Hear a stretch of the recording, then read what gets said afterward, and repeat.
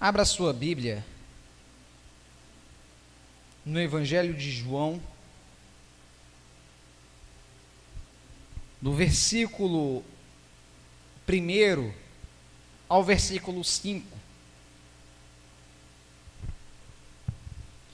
Enquanto os irmãos estão abrindo o texto, quero fazer aqui um resumo, também já partindo para a introdução da mensagem de hoje, do sermão de hoje.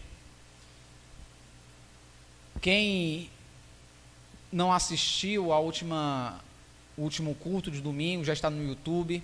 Os irmãos que estão em casa, se quiserem assistir novamente, já está editado para que todos possam ver e aprender um pouco também, um pouco mais conosco. No último sermão, vimos que a consequência de ter um relacionamento com Jesus, de conviver com Ele, é pregar o Evangelho, é testemunhar do seu poder e do seu amor, da sua obra em nós.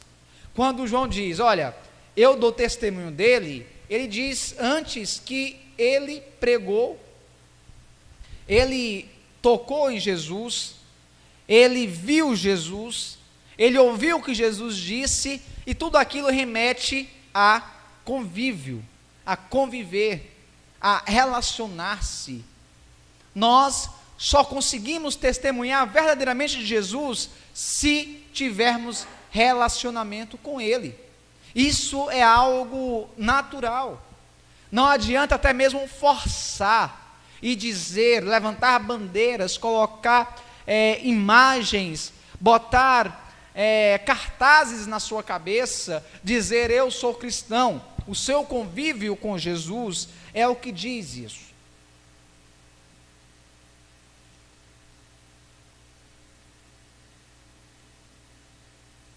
Isso gera uma outra questão. O fato de que, relacionando-se com Jesus, nos faz falar dele, levanta um ponto muito importante, que é como então conhecer a este que nós falamos? Como conhecer esse Jesus que nós estamos falando e tanto pregando também? Como se relacionar com alguém que nós conhecemos ou de alguém que nós não conhecemos? Será que tantos anos se passaram na nossa fé a ponto de sabermos quem é Jesus? Ou quem é o Jesus que nós conhecemos? Há pessoas que de forma correta dizem, Jesus para mim é tudo. Outros cantam aquele hino da harpa cristã, Jesus é tudo para mim. Mas ele não é apenas tudo para nós, ele é muito mais. Saiba que a importância de conhecer Jesus é para não nos confundirmos com outras coisas que podem chegar dizendo que é Ele. A importância de conhecer Jesus é para que nós não venhamos nos confundir com coisas ou com pessoas que se dizem ser Ele. Você já ouviu a história do elefante grande e cinza e os 3 cegos? Quem já ouviu a história desses cegos e desse elefante? Pois bem, havia 3 cegos, 3 amigos que eram cegos de nascença. E eles escutam um alto som, era um som de um elefante. E um cego pergunta, o que foi isso? O outro cego responde, é um elefante. E o outro pergunta, mas o que é um elefante? Uma vez que eram cegos, nunca tinham visto. E então tomaram a iniciativa de procurar saber o que era um elefante. E os 3 saíram em direção ao som. Chegando lá, cada um pegou em uma parte do elefante. Um pegou na cauda, o outro pegou na orelha e outro pegou no pé, na pata do elefante. E então, o que pegou na orelha disse: eu já sei o que é um elefante. O elefante é fino e macio como um tapete, porque ele só estava pegando na orelha. O outro falou: desculpe-me, mas você está equivocado, o elefante é largo e alto como uma árvore. E o que pegou na cauda do elefante falou: vocês dois estão errados, o elefante é fino igual uma corda. E aí começou: não, é um tapete, é como um tapete, não, é como uma árvore, não, é como uma corda, é um tapete, é uma árvore, é uma corda. E o elefante, que era grande e cinza, permanecia ali diante deles, porém a cegueira não os permitiam ver. O que é que isso tem a ver? É que às vezes nós pegamos em partes específicas e olhamos apenas uma parte distante do que é o Evangelho, de quem é Jesus, e queremos resumi-lo e colocá-lo dentro da nossa mente pequena e resumida, limitada e imperfeita, porém ele é muito mais do que aquilo que nós possamos imaginar. Jesus é muito mais do que possamos pensar, e o meio de conhecê-lo naquilo que é capaz, naquilo que somos capazes de conhecê-lo, é o que está revelado na palavra de Deus. O tema do nosso sermão de hoje é: quem é Jesus? Afinal de contas, quem é Jesus? João capítulo 1, verso 1 a 5, diz assim: no princípio era o Verbo, e o Verbo estava com Deus, e o Verbo era Deus. Ele estava no princípio com Deus. Todas as coisas foram feitas por meio dele, e sem ele nada do que foi feito se fez. A vida estava nele, e a vida era a luz dos homens. A luz resplandece nas trevas, e as trevas não prevaleceram contra ela. Que Deus, em Cristo Jesus, aplique essa palavra no nosso coração, e que venhamos conhecer a Ti, Jesus, como precisamos Te conhecer, mesmo que por um tempo seja de forma imperfeita, porque somos limitados e não somos capazes de absorver a grandeza do Teu poder. Mas nós cremos e ansiosamente esperamos pelo dia que Te conheceremos da mesma forma como somos conhecidos. Ajuda-nos a compreender a Tua palavra, em nome de Jesus, amém. Como foi feita a introdução do Evangelho de João no último domingo? Sabemos que João foi o último dos apóstolos a morrer. Este de forma natural, entre aspas, porque foi exilado, estava preso, e ali morreu naquela prisão na ilha de Patmos.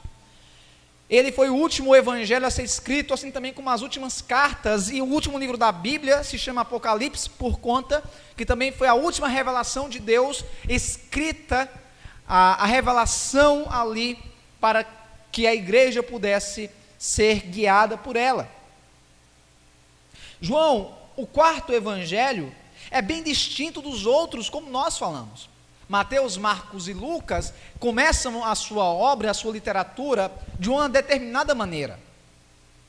Mateus começa falando sobre a genealogia, porque era importante para o seu público, uma vez que ele escreve para judeu, para mostrar que Jesus é de fato descendente de Abraão, de Isaque e de Jacó, descendente de Davi,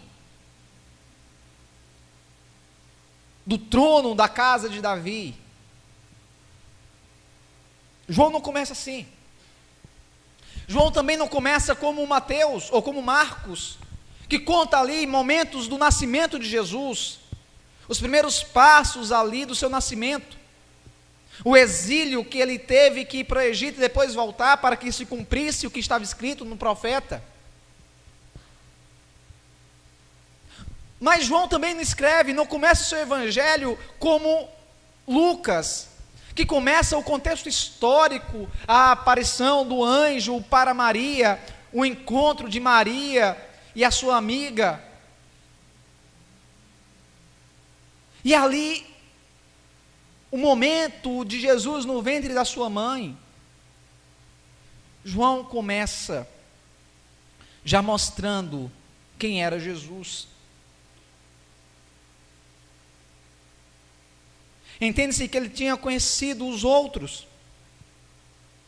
Ele já sabia das cartas de Paulo, do que Paulo já havia escrito para aquele mundo, para aquelas pessoas. João já sabia do livro de Mateus, de Marcos e de Lucas. Os detalhes, talvez tinha até lido alguns prefácios daquelas escrituras que estavam rodando pelo mundo, edificando a igreja. Por isso que ele começa a sua narrativa, a sua escrita, dizendo quem é Jesus. Acredita-se também, os estudiosos, que este livro foi destinado para judeus, como também gentios que moravam na região de Éfeso, uma cidade greco-romana. E esse detalhe é importante, porque todo o enredo do Evangelho de João tem detalhes de filosofia, tem detalhes de razão, mas a essência da fé em Jesus Cristo. Ele divide o seu evangelho em duas partes: a parte missional de Jesus, a identidade de Jesus, os milagres de Jesus, e depois a obra final dele, a crucificação.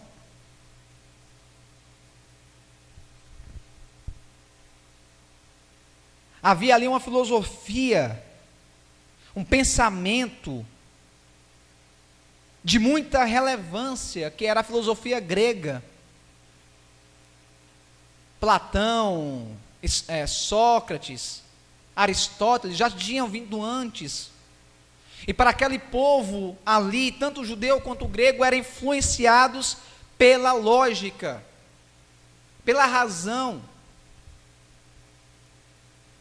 E João, um livro cirúrgico, trata-se de uma introdução, e João faz um prólogo introdutório, e chama a atenção de quem lê a sua carta, o seu livro, o seu evangelho, tanto judeu, quanto gregos, gentios. E ele começa no versículo 1 e 2, falando sobre a natureza de Jesus. E na primeira frase, no princípio, ele atende ali uma necessidade para chamar a atenção. No princípio, quando João diz isso, há pelo menos 3 aplicações do porquê ele usa essa frase, no princípio.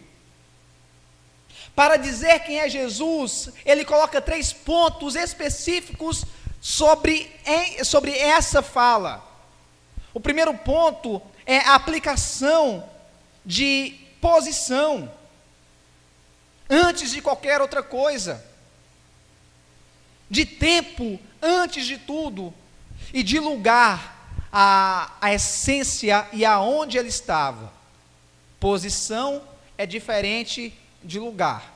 Aqui eu estou posicionado de frente para os irmãos, mas nós estamos no mesmo lugar. Os irmãos conseguiram compreender esse exemplo. Então há 3 pontos: lugar, posição e tempo. E Jesus, ele engloba tudo isso. Ele se coloca no princípio, sendo ele, antes de tudo, estando no princípio com Deus, era o lugar dele. E o seu tempo é antes do princípio, por ser também antes de tudo. Mas além disso, João dá uma referência de que fosse possível que qualquer judeu, ao ler, ele pudesse se remeter para o Gênesis, quando Moisés, recebendo a revelação de Deus, diz: no princípio criou Deus os céus e a terra. Então, para o judeu, ao ler esse primeira frase do Evangelho de João, já liga uma luz na sua cabeça, dizendo: o que é que pode ter no princípio? Porque se no princípio só havia Deus, e foi Ele que criou todas as coisas. Então, para os judeus, é algo ali, minha irmã Marlene, que chamou a atenção, porque como alguém poderia estar com Deus, sendo que Deus estava na criação, no princípio não havia nada a não ser Deus. E João diz: no princípio era o Verbo. No princípio era o Verbo. Quando ele diz o Verbo, ele usa a palavra grega que diz logos, o logos de Deus. Eu até anotei aqui a forma grega, mas o que chama a atenção, o detalhe importante, é que por ser uma cidade, uma região, um povo que já estava sedento, irmã Eliane, de conhecimento, o povo, irmã Eliette, estava dando credibilidade à filosofia, a posicionamentos, à razão, à lógica, e porque queriam de todo jeito explicar tudo de forma racional. O lógico. Queriam explicar aquilo que não era explicável. Então, João usa o termo logos, e esse termo logos significa muitas coisas, a depender do seu contexto. Nós chamamos isso, aí as professoras de plantão podem me corrigir, se eu estiver errado, mas de campo semântico. O universo de palavras. O que isso pode significar a depender do universo semântico? O que é que aquela palavra quer dizer? Um exemplo, manga. Eu gosto de dar o exemplo da manga. Se eu for numa feira, a feira ali, na ladeira da casa do irmão Joilson, quando vai para a casa do irmão Joilson, é feira de legumes e frutas. Se eu chegar assim e falar: qual é a barraca que vende manga? Automaticamente eu não preciso dizer que é a fruta manga. A pessoa vai dizer: ó, aqui tem naquela dali, tem naquela outra. Porque manga é o quê? Uma fruta. Mas se eu chegar numa fábrica de camisa e falar: olha, eu quero uma camisa com manga ou sem manga, vocês acham que a pessoa vai estampar uma manga aqui? Não, porque nesse universo manga não significa uma fruta, manga significa isso daqui. Se eu for na oficina, os irmãos que têm carro entendem melhor do que eu, tem uma peça do eixo chamada manga do eixo. Não sei se esses carros de hoje tem ainda. Tem, irmão Joilson? Então estou certo, né? Pronto. Tenho medo. A manga de eixo. Se eu chego na oficina falando de manga, a única coisa que vem na cabeça do mecânico é a manga de eixo. Então a mesma palavra, escrita da mesma forma, pode significar diversas coisas, utilizando a mesma forma de escrita, a depender do seu contexto ao qual está sendo empregada. Assim nós podemos ver também, observar melhor, algumas definições sobre a palavra logos. A palavra logos pode ser traduzida ou entendida como uma palavra. Na Bíblia, NVI, João capítulo 1, versículo 1, vai estar escrito: no princípio era a palavra. Eu acredito que seja a NVI. Não era apenas o verbo ou palavras. Então, uma das definições é palavra, um dito, incluindo um pensamento. Então, logos pode ser um pensamento. João pode ter dito: num princípio era o pensamento de Deus. Mas também pode significar um dito ou uma expressão. Ao mesmo tempo, João disse No princípio era uma expressão, e a expressão estava em Deus, e a expressão era Deus. Um discurso, uma conversa, uma questão, mas há duas definições, as quais chamam bastante atenção, por conta de todo o enredo de João capítulo 1 até o versículo 5, que uma das definições para a palavra logos é o raciocínio, uma razão. Para o grego filósofo, que ouviu João, que leu esse evangelho, dizendo, no princípio era o logos, no princípio era o verbo. Ele diz, ele entende que no princípio era uma razão. O que havia antes de tudo? A razão, o raciocínio de Deus já estava presente. No século V antes de Cristo, um homem chamado Heráclito foi um dos primeiros filósofos a usar o termo logos. Para ele, o logos era a razão universal que governa o cosmos, uma ordem oculta que dá sentido às mudanças e contradições da realidade. O logos, nesse sentido, não é apenas palavra ou discurso, mas uma lei racional que estrutura o mundo. Um filósofo 500 anos antes de Cristo definiu logos como algo que sustentava tudo. E João diz, no princípio era esse logos. O grego que estudou, o que estava pensando, que lembravam de Heráclito, ficavam pensando assim: espera, eu ouvi essa palavra antes, um filósofo falou disso. Me fala mais sobre esse logos de Deus. Um teólogo chamado Tim Keller costuma abordar esse texto conectando-o com um anseio humano por sentido. Havia necessidade do homem, irmão Antônio, em saciar o seu conhecimento.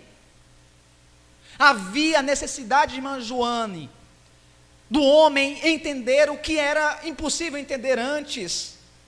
E João, com duas palavras apenas, no princípio era o verbo, no princípio era o logos. Ele diz ali para tudo, olha só, o que vocês procuram estavam em Deus, estava com Deus, estava no princípio. O logos e a razão. Tim Keller explica que na filosofia grega, o logos era a ordem lógica do universo. João está dizendo no sentido, meus irmãos, João está dizendo que o sentido da vida não é uma ideia abstrata, mas a ideia é uma pessoa, que é Jesus. João começa dizendo quem é Jesus. Jesus é o logos de Deus. Jesus é a pessoa de Deus. Jesus é o pensamento de Deus. Ele estava no princípio. A ideia de João assimilar a essência de Cristo, sendo ele a razão, sendo ele a consciência, sendo ele o lógico, o logos de Deus, chama a atenção de qualquer leitor, sendo ele grego ou sendo ele judeu. E João continua: o logos estava com Deus e o logos é Deus. Para este momento, imagino que a reação de quem leu essa primeira frase aqui é igual àquela pessoa que estava preocupado com o exame. E a primeira linha já viu um resultado do exame, sendo ele positivo ou negativo. Chama-se a atenção. O que é que está aqui, dizendo que no princípio era uma razão, e a razão estava com Deus, e a razão era Deus. O motivo pela qual João diz e chama a atenção no primeiro verso é para dizer que não há um Deus, que não existe um Deus que não se revele aos seus. Há uma série que começa com seu pensamento dizendo: se todas as pessoas pararem de acreditar em Deus, Deus deixa de existir? Ou se todas as pessoas crerem em Deus, Deus ficará mais forte? Deus é antes de qualquer coisa. Nós somos feitos à imagem e semelhança desse Deus, e não o oposto. Quando João diz, olha só, há uma lógica, há uma razão, há um princípio, há uma consciência. Não foi nada em vão, não foi nada criado de forma aleatória, mas tudo premeditado e assegurado pela mão de Deus. Mas quem é esse Deus? João diz: o Logos é Deus. Ele não está dizendo que existe um Deus à parte do Deus Criador, mas ele diz, ele estava com Deus, ele era Deus. Ele também vai escrever na sua carta, primeira carta de João, capítulo 5, verso 7, é o que nós chamamos de triunidade, um Deus em três seres distintos, e os três seres distintos é Deus, e Deus são esses três. Não existe três deuses, não existe um Deus dividido em três, existe um Deus só, em três ministrações, em três seres autoconscientes e poderosos, que compõem-se e constituem-se apenas um. João, segunda carta de João, ou melhor, primeira carta de João, capítulo 5, versículo 7, ele vai dizer: pois há três que dão testemunho, o Espírito, a água e o sangue, e os três são unânimes em um só propósito.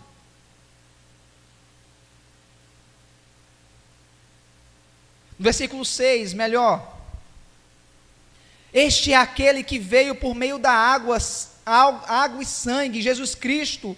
Ele não veio somente como água, mas como água e como sangue, e o Espírito, e o que dá testemunho, porque o Espírito é a verdade.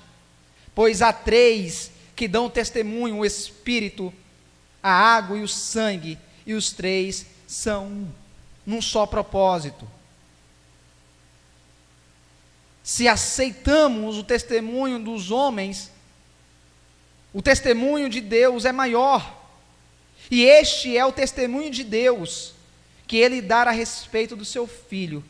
Aquele que crê nele, aquele que crê no Filho, tem Deus nele. Esse testemunha, aquele que não dá crédito a Deus, faz de Deus um mentiroso, porque não acredita no testemunho de Deus, e Deus dá a respeito do seu Filho. Tenha paz, meu irmão. Tenha paz, minha irmã. Ao entendermos que Jesus se manifesta, Ele é a imagem do Deus invisível, quando Paulo diz em Colossenses capítulo 1, Ele estava com Deus, o Logos estava com Deus, e o Logos é Deus. Quando João dá continuidade, ele continua afirmando que não apenas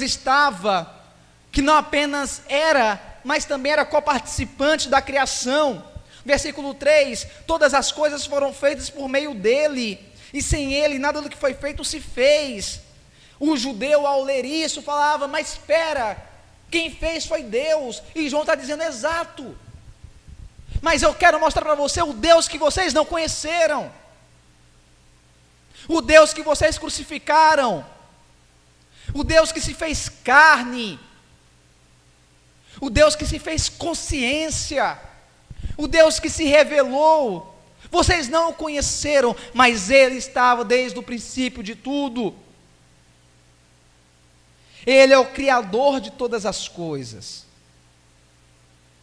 Mas além de Criador, Ele é também o sustentador. Cristo é a essência da nossa vida. A vida estava nele, verso 4. E a vida era a luz dos homens. A luz resplandece nas trevas, e as trevas não prevaleceram contra ele, contra ela, melhor. A essência da vida não é apenas o conhecimento. A essência da vida não é a experiência. A essência da vida não é a religiosidade. A essência da nossa vida é Cristo Jesus.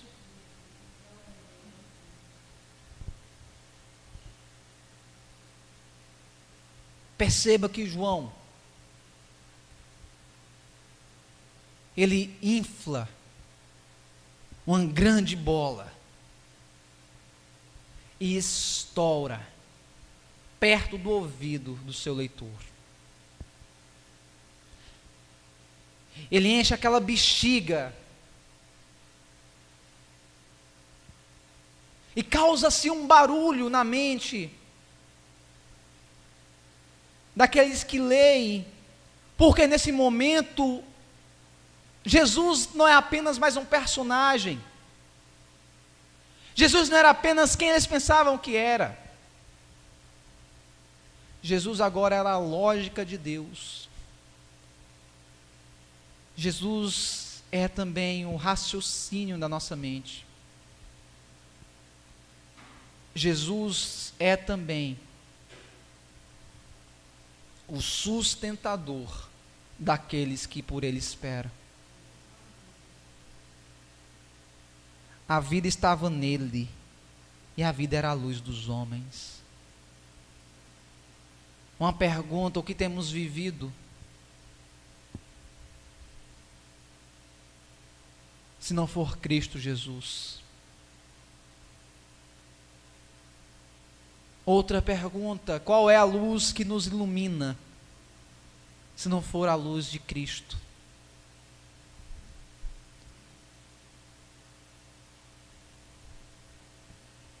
A luz resplandece nas trevas, e as trevas não prevaleceram contra ela.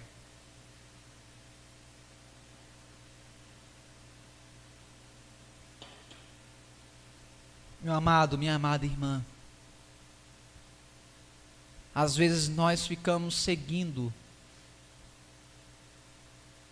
rastros no chão, quando aquele que procuramos está em pé adiante de nós. Nós nos conformamos com migalhas caídas na mesa, quando a majestade diz: aquele que tem sede, vem e beba de graça da água da vida.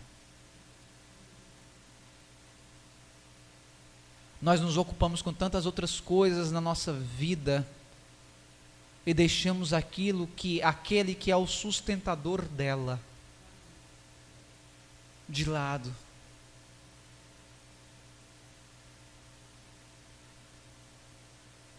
Deixa eu lhe falar uma coisa. Deus é Deus, apesar de você acreditar ou não, independente de você. Mas você só tem vida se for em Cristo Jesus. Não adianta o conhecimento, porque até a lógica precisa ter uma lógica. Para o grego que buscava saber o motivo das coisas, as razões, o entendimento, os conceitos, tudo isso é vazio, porque quem preenche todos esses espaços é Jesus. Essa semana eu li, até compartilhei com Ellen, a frase de um pastor chamado Jude Clay. Ele diz: nada satisfaz o homem que não se satisfaz em Deus. Podemos correr para encher o nosso bucho com as paixões dessa vida. Saiba que não existe nada que pode preencher o vazio do conhecimento que nós temos. Podemos ser doutores nas mais requisitadas faculdades. Podemos ter o intelecto, a dicção, a fonética mais invejável de todos. Podemos ter os bens mais preciosos para o mundo, mas se não tivermos a Cristo, a lógica da nossa vida, nós estamos completamente vazios, inundados de materiais terrenos, as quais não fazem bem nenhum a nós. Nós nos ocupamos a nossa mente com coisas do mundo, quando na verdade devemos nos encher com aquele que é de Deus, com aquele que é Deus, que é Cristo Jesus. Nós nos preocupamos com tantas coisas,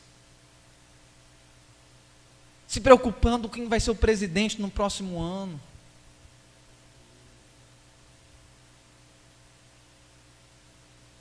se preocupando se vai votar em um, se vai votar no outro, demonizando um, demonizando o outro. Sabe por que nós fazemos isso? Nós entramos em brincadeiras bestas, em discussões fracas, em imundícies mundanas, porque falta o Logos de Deus na nossa vida. Nós conhecemos, mas não convivemos.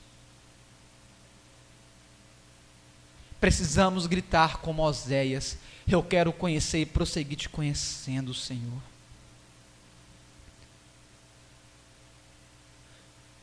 Não idolatre homens, por mais sábios, ou por mais políticos imundos que sejam,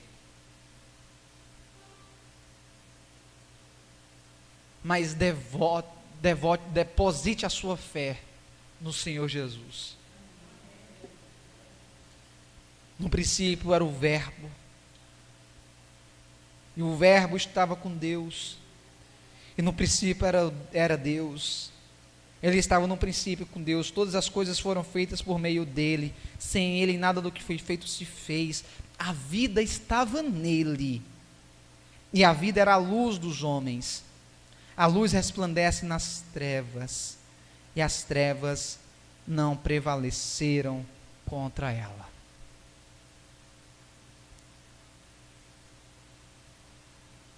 Antes de irmos para a aplicação, quero dizer para você que Jesus, Ele é o autor da nossa fé, Ele é o sustentador da nossa vida. Nada do que possamos fazer muda o fato que a nossa vida está nas mãos dEle. Meu querido irmão, minha querida irmã, Deus se revelou através do seu Filho, sendo Ele a imagem encarnada de Deus, sendo Ele de carne, sendo Ele carne e osso, tendo sangue, sentindo fome, sentindo sede, sentindo medo. A este Jesus nós precisamos conhecê-lo, para então segui-lo verdadeiramente.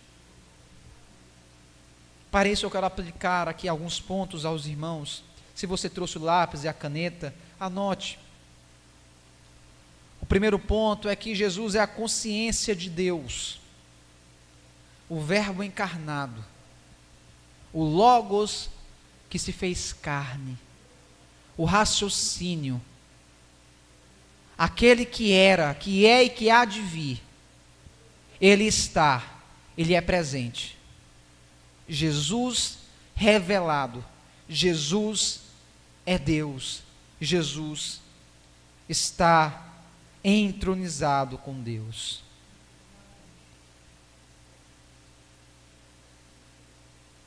Segundo ponto, Ele é o Criador de todas as coisas, inclusive das nossas vidas. O mundo não é a obra do acaso, mas sim um propósito de Deus. Algo que Deus fez para louvor e honra louvor e glória do seu nome. E último ponto, Jesus é o sustentador da nossa vida. Ele é a razão de vivermos, pois por Ele nos movemos e existimos. Paulo vai dizer em Romanos capítulo 12, ora, pertencemos ao Senhor, quer estejamos vivos, ou quer que estejamos mortos. Se estamos vivos, é para o Senhor que vivemos. Se estamos mortos, é para o Senhor que morremos. Portanto, quer vivamos, quer morramos, pertencemos ao Senhor. Jesus Cristo é a nossa vida. Ele diz: eu sou o caminho, a verdade e a vida. Eu sou a ressurreição e a vida. Jesus é tudo o que nós precisamos. E ao entendermos isso, meu irmão, nós vamos parar de correr atrás das porcarias do mundo, do lixo que o mundo tanto nos oferece, e que outrora comíamos, ficava totalmente sujos, no lamaçal do pecado, mas veio a luz, e aonde há luz, as trevas não prevalecem, e na escuridão do nosso ser brilhou uma luz, e essa luz foi Jesus Cristo, e toda treva se desfez. A nossa vida é Jesus Cristo. Se tem alguém aqui nesse lugar essa noite que entende que a sua vida é Jesus e que ainda não conheceu a Ele verdadeiramente como Ele é, se você quiser fazer isso, faça. E que Deus faça você entender que o que você mais precisa nessa vida é dele. Curve sua cabeça, feche seus olhos e oremos ao Senhor. Senhor nosso Deus e Pai, nós te louvamos e bendizemos o teu maravilhoso e tão maravilhoso e poderoso nome. Nós somos gratos a Ti por Jesus Cristo, nosso Salvador. A Tua lógica, a Tua razão, o Teu raciocínio, a Tua palavra encarnada, a Tua vontade encarnada, a Tua ação encarnada, a qual nos salvou e nos fez um só povo.